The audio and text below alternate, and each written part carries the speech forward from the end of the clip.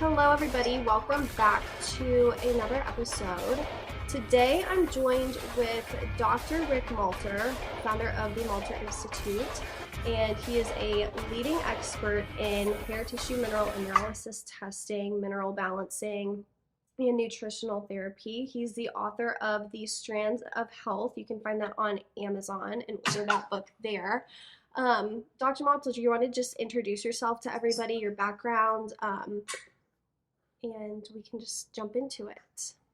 Okay, well, my background goes back many, many decades. When I was in college at the University of Chicago, getting a master's degree in human development with a focus on Freudian psychology. And unfortunately, I got a fellowship to the University of Illinois in Urbana-Champaign to work on a PhD in educational and school psychology. So I became a licensed school psychologist in Illinois and began working with kids with learning disabilities, what came to be medically and psychiatrically diagnosed as ADD and ADHD, developmental delays, and probably the early development of autistic rates.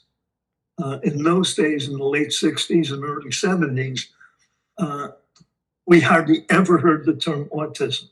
It was more learning disabilities and ADD and ADHD.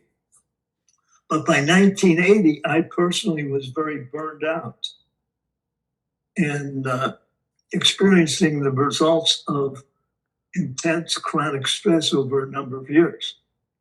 And I went for a glucose tolerance test with my chiropractor, and it was a 6-hour test. My fasting blood sugar in the first blood draw was 45, which is just above being in a coma. It's still low. They gave me the glucose. The next few draws showed the glucose shot up to the 160s, well into the diabetic range. And by the end of the 6 hours, the last blood draw, as it came crashing down, was 35. I had the shakes, headaches, all the classic severe reactive hypoglycemic reactions. But the chiropractor had no idea what was wrong with me. My medical doctors didn't. But a PhD educator I was working with in a Chicago suburban clinic that he had founded to work with LD and ADD kids. He was already using hair analysis back in 1980. And he urged me to get a hair analysis because he saw I was in terrible shape. So he gets the first hair analysis and puts his thumb and forefinger close together and tells me I'm this close to a heart attack. How did he know that? Because he had read the research of Dr. Mildred Seelig, an MD who researched stress, magnesium deficiency, and heart attacks. I was about to say, were you very magnesium deficient? My magnesium was 0.9 on the hair analysis. Wow. 90% too low. Wow. And the ideal hair analysis magnesium should be 6. Yes. So right away, with a simple test, it revealed why I had the reactive hypoglycemia, why I was at such a risk for a heart attack. I had a big red growth on my forehead that the dermatologists at the University of Illinois Medical School were convinced was malignant. They took 5 chunks out of it to send to pathology, and they were disappointed that pathology didn't find a malignancy in those samples.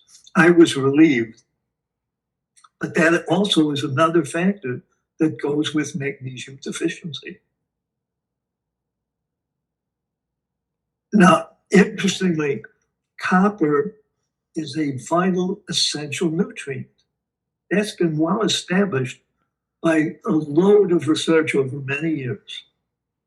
What happened with the introduction of the female birth control back in 1960, that began to raise copper levels in countless numbers of teenage girls and young women.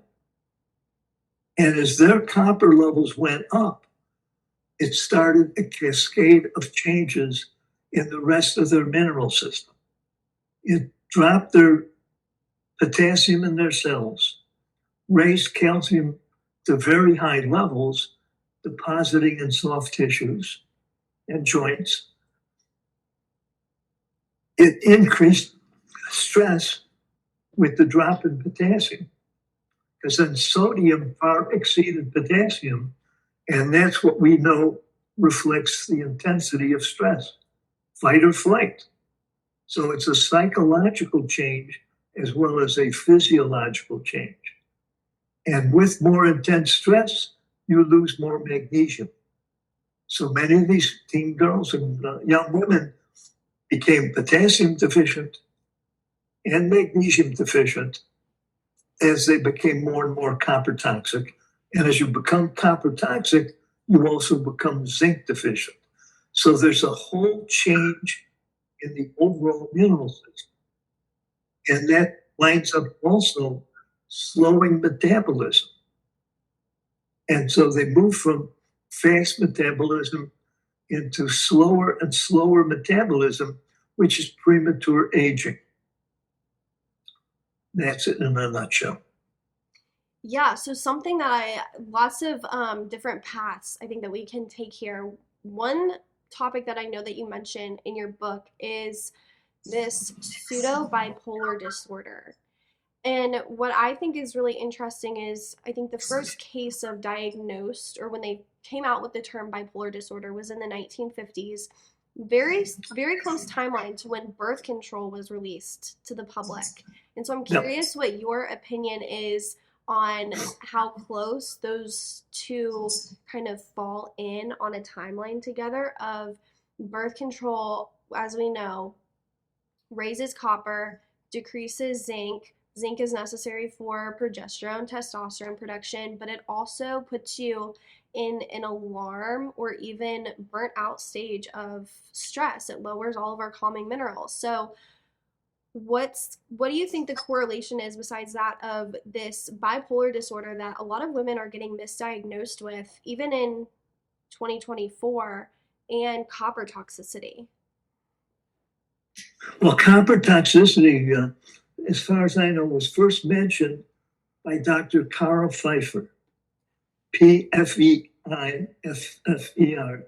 a medical doctor and PhD who had his brain biocenter in Princeton, New Jersey. And as far back as 1975, he published his book, Mental and Elemental Nutrients. And he had a whole chapter devoted to copper intoxication, copper toxicity. He was already seeing that some of these women using birth control, either the pill or the IUD, were showing signs of psychosis and schizophrenia, getting worse and worse. So there was already a discussion in a book by an MD, PhD, as far back as 1975, bringing attention to this issue. But apparently, the AMA and his fellow medical doctors and psychiatrists and psychologists never paid attention to his work to any significant degree. And then when Dr. Eck and Dr. Watts in Phoenix did their research on hair analysis about the same time as Pfeiffer was publishing his book, between 1975 and 1980, Eck and Watts had figured out what a hair analysis mineral test could show about a person's mineral status: magnesium, potassium, sodium, calcium, copper, and zinc primarily, and how these minerals related to various symptoms and health issues that they were experiencing, mental and physical. So they came up with a way to interpret a highly accurate, reliable laboratory test, namely the hair tissue mineral analysis, or HTMA. that was extremely valid. And I began attending their seminars in Phoenix while I was still in the Chicago suburbs, living there and in my practice of psychology. So I would fly down to Phoenix in the early to mid 1980s, attending their seminars.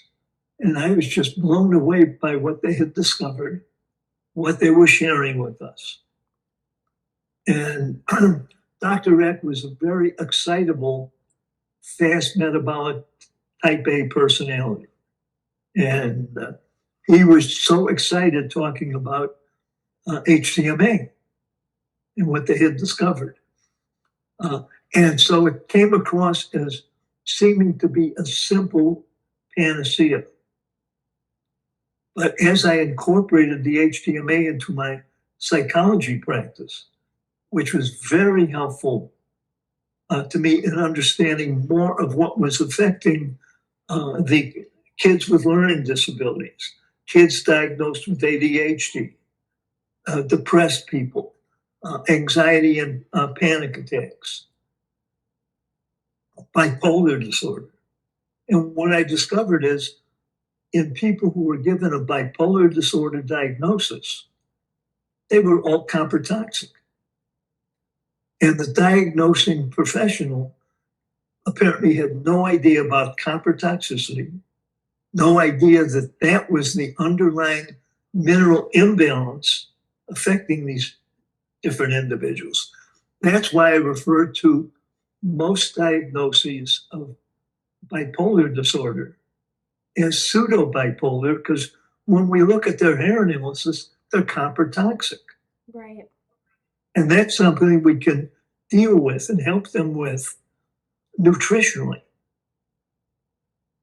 to help their system remove the excess copper and begin to replenish low levels of other critical minerals, magnesium, potassium, and zinc.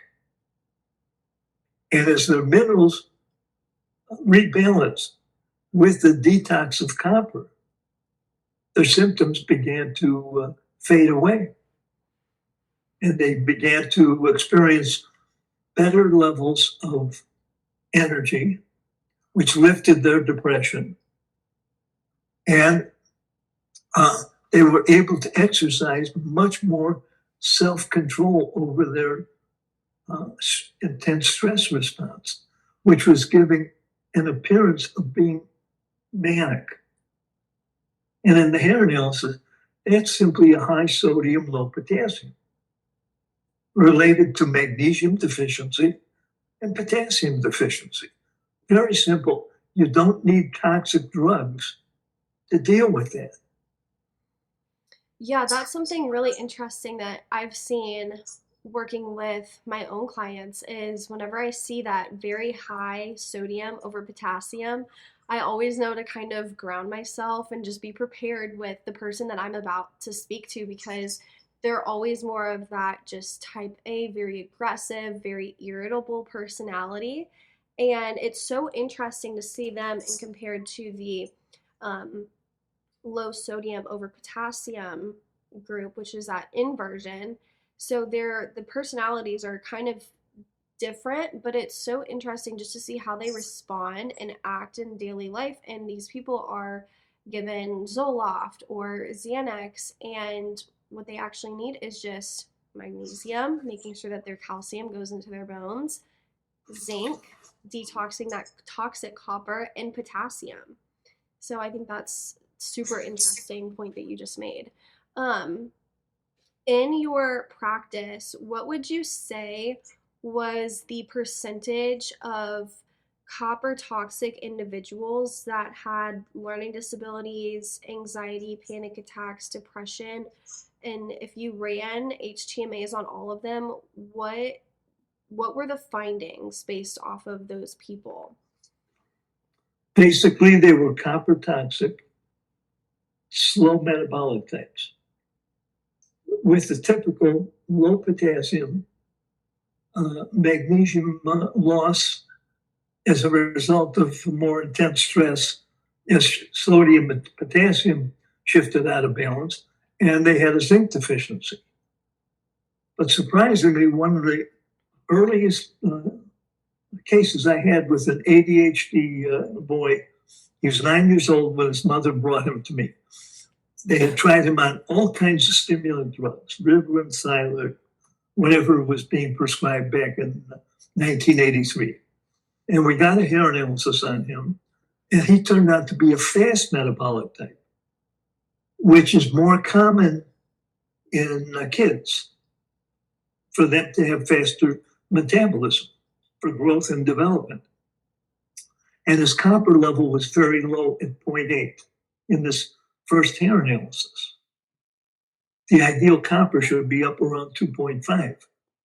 Well, we put him on a supplement program. And his mother had rated his ADHD symptoms on a particular scale going from 1 to 36. She rated him 36 out of 36. That's about as hyper as could be. Wow. Well, 3 months later, she brings him back. We redo the hair analysis, and his copper had jumped from 0.8 to 24. Oh, wow. So the supplements had triggered a very heavy copper dump from the cells or a detox.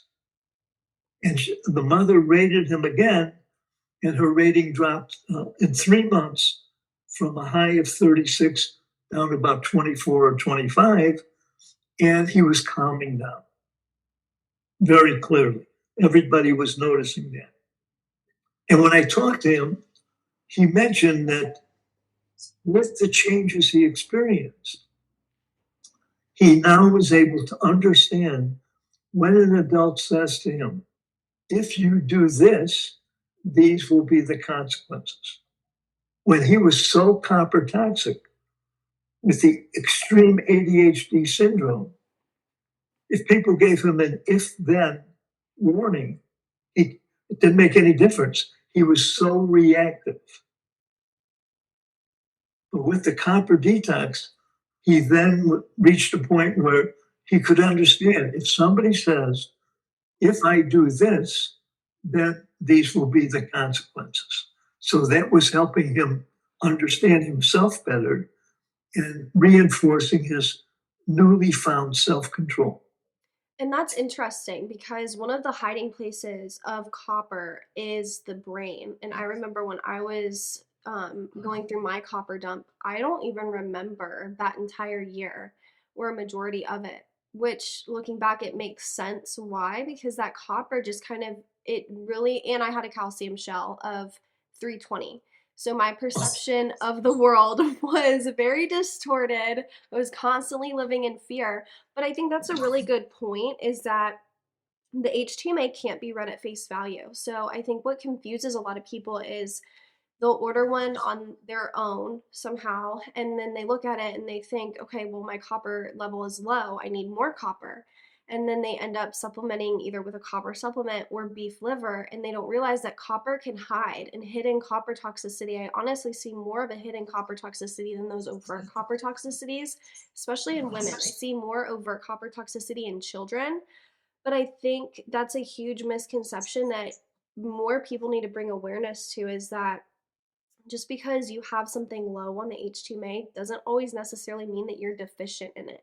Just like having a high magnesium doesn't mean that you have too much magnesium. It's that magnesium burn rate, which is, I think, super important to just bring more awareness to, so that people kind of can understand, things aren't always as they just look on a piece of paper.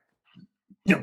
Well, one of the things I have explained in my book and various seminars that I do is that the hair analysis is a lab test, just like blood tests, urine tests, saliva tests are lab tests.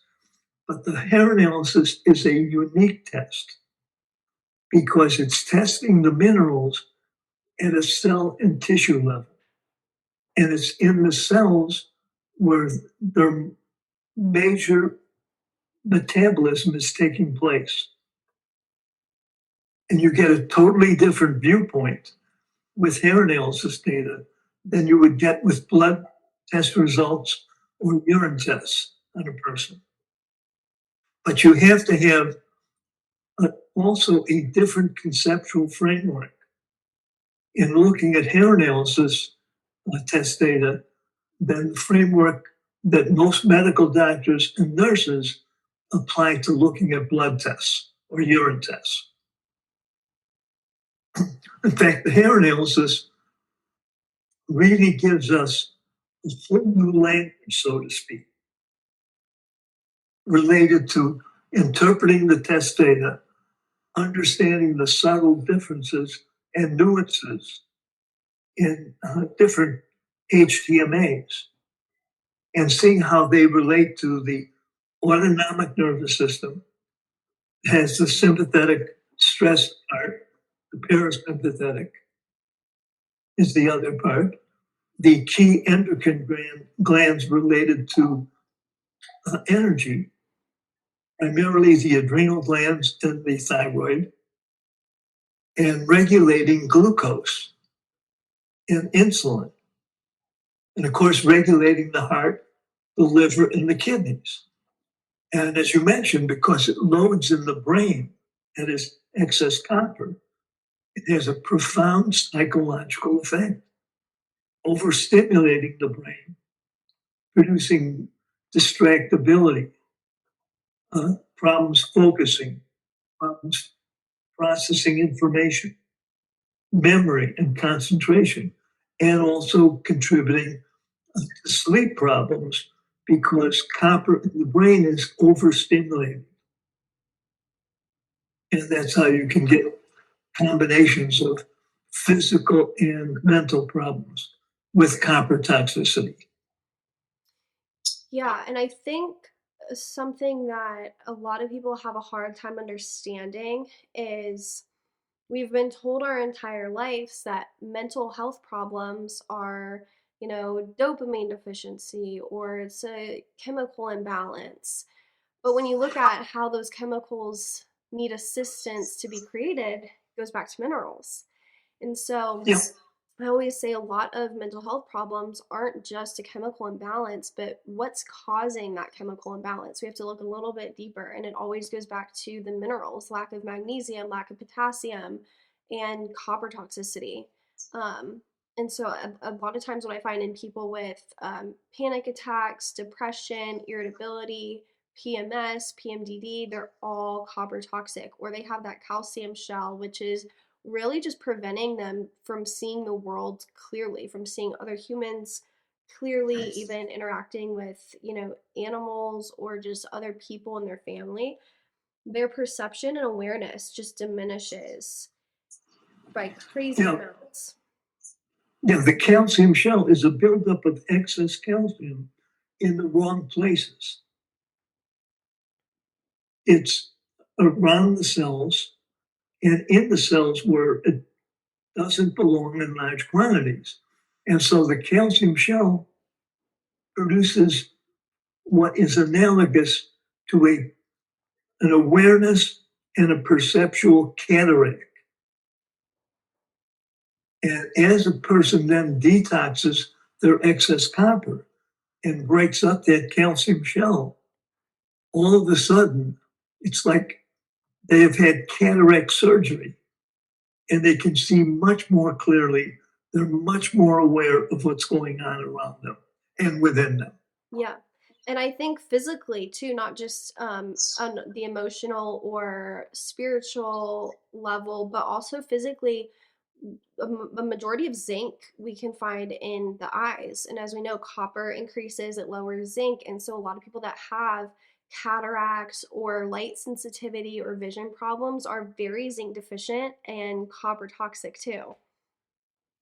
And with the epidemic of copper toxicity, Dr. Watts at the Trace Element Lab, who was one of the pioneering researchers with his friend and colleague, Dr. Eck, has told me that when they run hair samples at his lab in the Dallas area, about 75 to 80% turn out to be copper toxic, slow metabolic type people.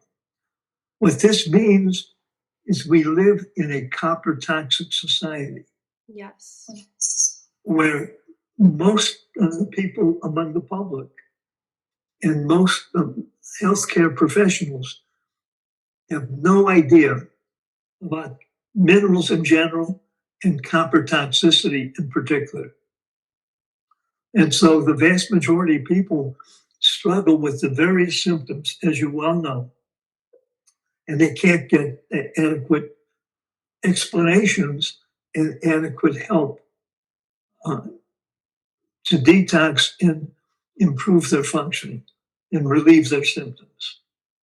So I'm curious what your opinion is, because there's a lot of people that I will run into that thinks that we're actually living in a copper deficient society, and that either um, iron is, which iron can definitely become toxic to the body. I think we see that more so with copper.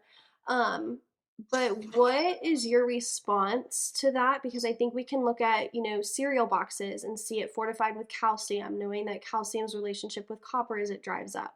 So I'm curious what your response is to those people who are saying we're living in a copper deficient society, and um, I guess just their lack of awareness with minerals overall. Well, the way I would explain it is there are two types of copper deficiency. Uh, One is what we would call an absolute copper deficiency that we find mostly in fast metabolic type individuals. They have an opposite mineral pattern to a copper toxic slow person. So most fast metabolic types, who according to Dr. Watts at the Trace Element Lab in Dallas, make up only about 15 or 20% of the population, given the epidemic of copper toxicity. So those individuals usually can benefit from some additional copper intake, either in the diet and or with some copper supplementation. But even for those people, and I'm a fast metabolic type myself, even for a fast metabolizer with an absolute copper deficiency, fast metabolizers tend to have very strong active adrenal glands, so their sodium levels tend to be sky high. That's one of the reasons why they're also magnesium deficient, like I was. And so sometimes when I would take an extra copper, I would very quickly get a nauseous feeling. And I knew I better grab a zinc, and I took a zinc supplement, and bingo, that offset the nauseous feeling. Because at the time I was trying to supplement with copper, my sodium was much higher than potassium. And the copper drove down the potassium and exacerbated my stress, was related to a very high sodium and low potassium. So at that point, I wasn't ready for copper. Now I can take copper, and I don't get that reaction because I'm taking adequate magnesium and potassium to offset the copper effect. Right. Now, the other type of copper deficiency is a paradox. It's occurring in copper toxic individuals, the slow metabolic type. So they're deficient in copper because with copper toxicity, their whole metabolic processing has been badly disrupted to the point where they can't metabolize copper. It's analogous to being on the ocean. You're surrounded by a vast body of seawater with salt in it. And you can become dehydrated, even though you're surrounded by a vast amount of water, you can't drink it. And so you become dehydrated, even though you have all of this vast amount of water around you. Same thing with the copper toxicity. The individuals with copper toxicity have a lot of excess copper in their body, which they cannot use. and they're usually not ready to metabolize any additional addition of copper to their system, either from the diet, eating something like liver, or supplementing with copper until they have detoxed and rearranged their mineral pattern to a point where they can then begin to properly metabolize copper. So there's two types of copper deficiency. Right. So going back to the birth control use, birth control increases estrogen in women, also increasing copper. One important aspect of that is that when a woman is pregnant, her estrogen rises throughout pregnancy, that copper rises with it. And so, a lot of symptoms that we see, especially in the first trimester, how much of those would you correlate to that woman being copper toxic and the chances of passing that copper toxicity in utero to her baby? Well, the chances are very high if she's copper toxic. Uh, she may become nauseous, which is referred to as morning sickness. But that's simply a further drop in potassium and a further increase in the sodium potassium ratio. When we understand the mineral system, how the minerals are interrelated, and the dynamics of the system, then with those kinds of symptoms breaking out during pregnancy, it's very easy to understand what is likely changing within the pregnant woman's mineral system with the pregnancy. And so nausea and morning sickness is one of the primary ones. Gestational diabetes, because as the sodium potassium stress ratio intensifies, she's going to lose more magnesium and wind up with a high calcium to low magnesium ratio, which will disrupt her insulin and her blood sugar regulation. And bingo, she's got gestational diabetes. Hypertension, water and fluid accumulation. Yep. All these primary uncomfortable reactions during a pregnancy can best be accounted for by understanding the mineral system and understanding that it's a dynamic system closely relating minerals to hormones and nutritional status. Unfortunately, this vital health information not only is not taught in our schools, at least from junior high through high school and college and graduate and professional schools, but in effect, it has been censored because this would account for the vast majority of uncomfortable symptoms and the vast majority of health issues that people experience.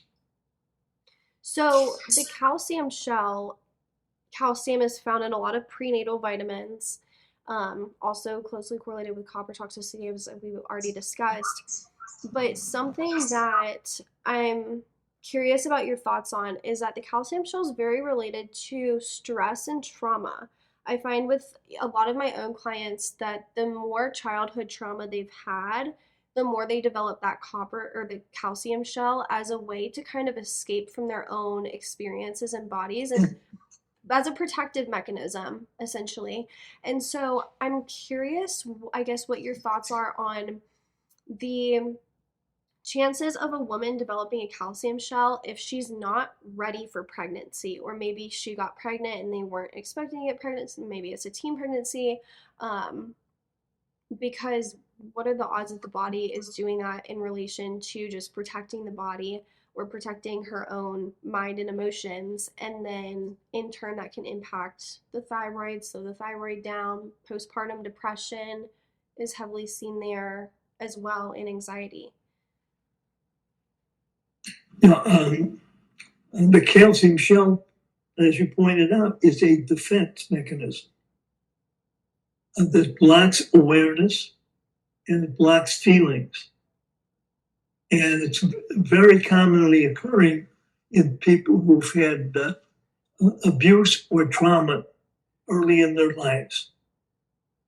And their body gets programmed to react extremely severely with a very intense stress response. So they're programmed in a way to overreact to stresses. They have a low frustration tolerance. They have what we call a short fuse. The slightest irritation or frustration, and they blow up. Or they yell and scream, and they look like a screaming maniac. And if they don't get that under control, if they're in a relationship or a marriage, they can wind up in divorce court. And that's something else that you talk about in your book is the divorce rates could very well be contributed to copper toxicity. And I think what's really funny about that is that a lot of women will probably be put on the defense and say, well, no, my husband did this and he did this and he's a terrible person. And it's like, they probably have a high sodium to potassium ratio. They probably have that calcium shell, reduced awareness. You know, not everything is always the patriarchy's fault. Like a lot of people push the narrative in society right now. But I think that that's a really interesting observation because copper toxicity does ruin relationships, not just with a spouse, but with friends, family members, especially if people aren't really understanding of what's going on with that person and they just have to cut them off for their own sake. Because that copper toxic person, outside of their own awareness, is constantly reacting with intense stress outbursts, anger, rage, maybe even violent outbursts, throwing things and yelling things. And God forbid if they have access to a gun or a knife, they could become homicidal. And it's even worse when they're put on certain psychotropic drugs like Prozac and Zoloft. And Dr. Ann Blake Tracy recognized the adverse effects of these psychotropic antidepressants right after they came out with Prozac. And she was seeing cases of people just becoming violent, going on shooting rampages, women murdering their children. And the paradox is that with the concept of mental health, that is synonymous with psychiatry and psychiatric diagnoses. And the psychiatrists have been expanding their diagnostic manual called the DSM, Diagnostic and Statistical Manual. When I first went into psychology in the 1960s, the manual was that thin with a little spiral binding, and it had a few mental illnesses, depression and anxiety and schizophrenia. Now it's expanded to a big, thick book as Big Pharma has financed groups of psychiatrists to fabricate more and more new mental illnesses. And then Big Pharma is ready and waiting with a whole new set of psychotropic drugs, which are very toxic, very dangerous, very addictive. Xanax and benzos are notoriously addictive. Yeah, with the root cause of all of those more than likely being copper toxicity. Something that I think is crazy, the reports of, I don't know the most recent woman off the top of my head, but she murdered, I think, her 4 children postpartum. And now knowing what I know, I think it should almost be a court ordered mandate that you have to get a hair tissue test done because that would confirm so much and bring so much more awareness to new moms, postpartum moms, even if they're on their fifth pregnancy. Dr. Watts has reported in his studies and his findings that all of the women that have postpartum depression, and I know you wrote an article on this as well, are all copper toxic. Very depleted in magnesium, very depleted in potassium and zinc, those calming minerals. And it just distorts your perception so much that it causes women to carry out heinous crimes. Yeah, because of the mineral changes related to copper toxicity. And it comes back to copper lowering potassium, increasing the sodium low potassium stress ratio. That's fight or flight. And when that gets to a certain threshold, the person is operating on a reflex level, unable to think through what they're feeling, what's happening to them, and they just can go into a violent, murderous state, driven by the mineral system. What's your opinion on, I see a lot of it on social media, a lot of moms that promote doing 3 kids under 3 years. And I think we as practitioners know like that can be very dangerous because the body depletes a lot of minerals during pregnancy and then breastfeeding if they're choosing to breastfeed. Um, and I don't think a lot of people are aware of the implications of having back to back pregnancies like that. I think you make a very good point there. Back to back pregnancies, each one drains her minerals and other vital nutrients so that she becomes less and less able to support each new pregnancy from a nutritional standpoint. Right. Um, Now, about 25 years ago, there was a young woman who came to us in our psych practice in the Chicago suburbs. And she had already had 2 kids, 2 boys. And after each one, she experienced severe postpartum depression.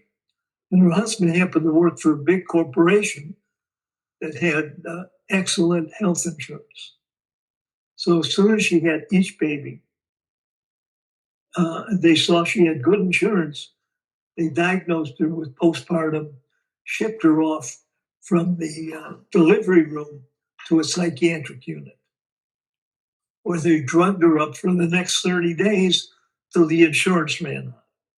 And then they dumped her up. It happened with her first 2 pregnancies. When she found out she was pregnant the 3rd time, she was terrified because her OB was telling her if you've had 2 postpartums, chances are you'll have a 3rd postpartum that will be even worse than the first 2. Well, we did a hair analysis on her. She was copper toxic.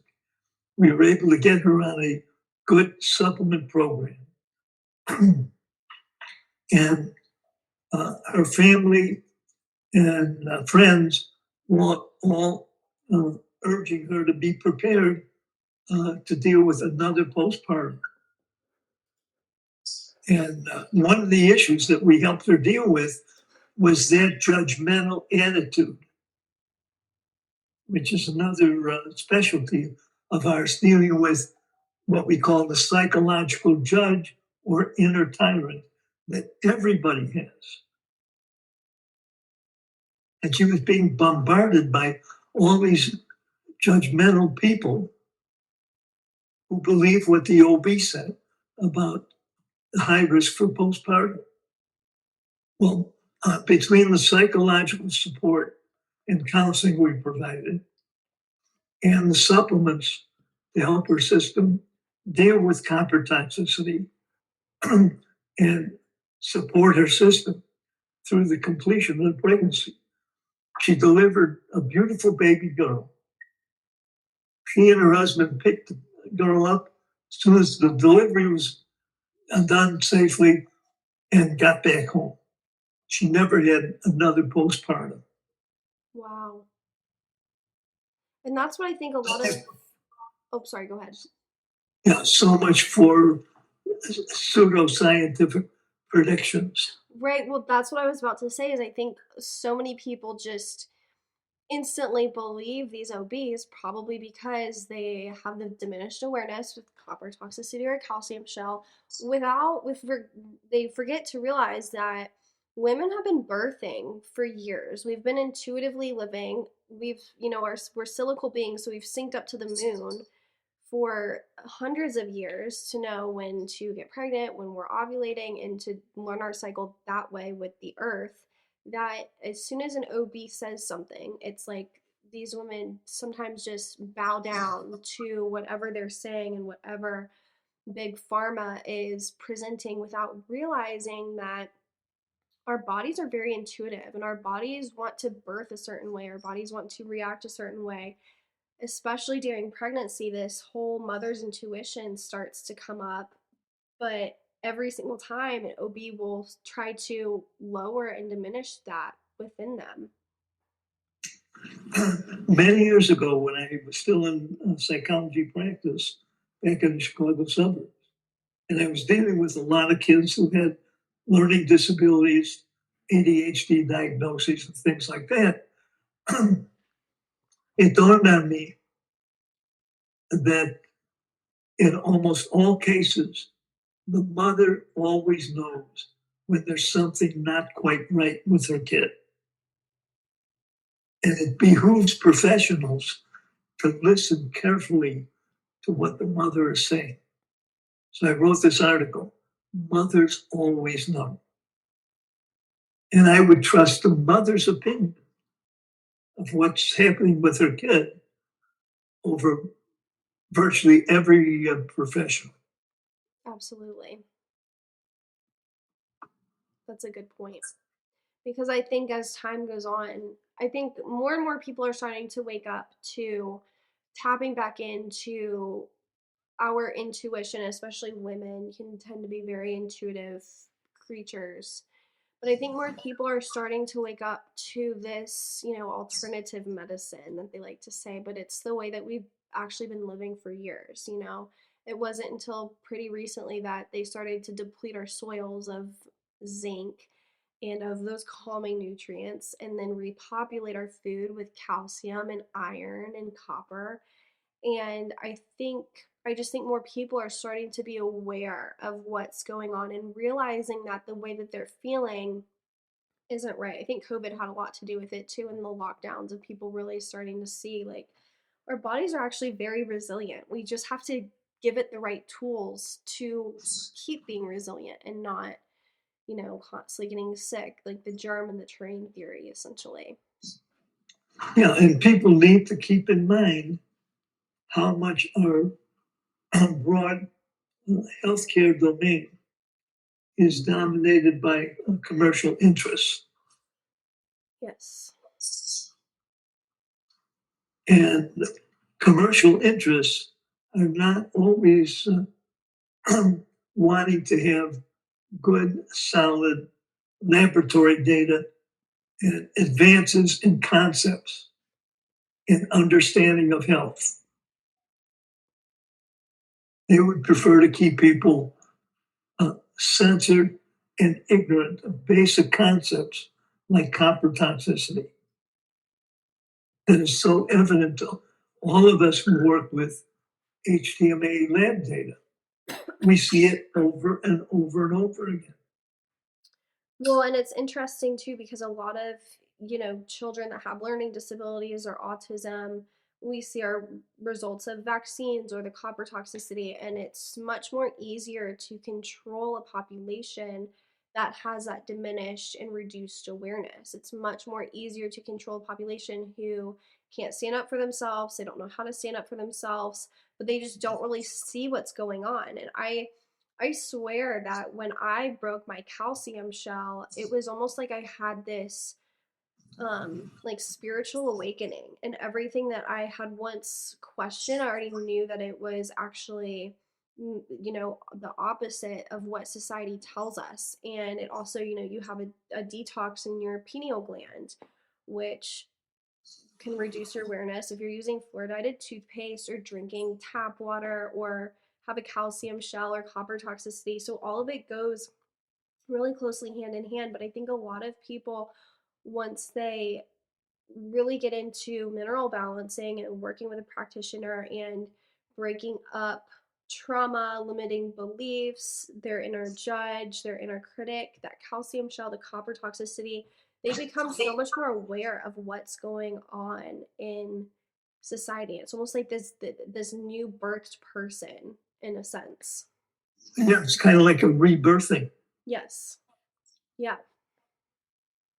with much more awareness, much more understanding, and tuning into our own intuition and trusting the knowledge and awareness that our intuition connects with. Yes. Absolutely. Is there any other books that you have recommended for people besides Carl Pfeiffer's is a really good book and your own books? People can find those off of Amazon, but any other areas where people can look at to start their own research into mineral balancing? Okay. Well, my Strands of Health book is a good overall introduction to the history and the basic concepts. And I touch on copper toxicity quite a bit in the book. And now with Rick Fisher's new book, he's done a wonderful job of transcribing his coppertoxic.com website information into this handy book form. He just came out with it. And you can get these on Amazon. Thank you so much for joining me. Very good conversation. It's been a pleasure, and I'm glad you're able to work so well with so many women who need to understand what has happened to their health and their functioning and their relationships. Yes. Because of copper toxicity. Yes. Thank you so much. It's been a pleasure. Always.